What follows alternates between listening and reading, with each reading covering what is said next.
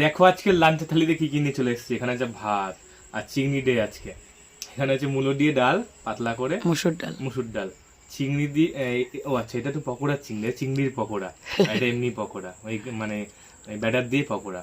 আর চিংড়ি দিয়ে পেঁয়াজ ভাজা। এখানে আছে থোড়, মিষ্টি মিষ্টি কুমড়ো দিয়ে চিংড়ি রাখি খেয়ে ফেলি ভাড়াটা দিয়ে। কি গরম ভাত, ধোয়া উঠছে। হ্যাঁ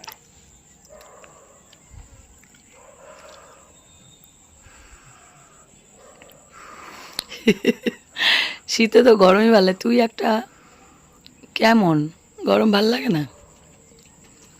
সত্যি ভালো লাগে। আমার গরম খেতে খুব ভালোবাসি।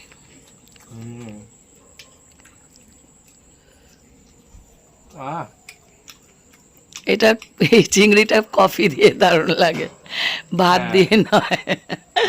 চিংড়ি পকোড়া হবে আর 1 কাপ গরম গরম কফি হবে, আর কিছু লাগে না। আমার তো খুব ভালো লাগে। চিংড়ির লেজটা ধরার সুবিধার জন্য রেখেছি।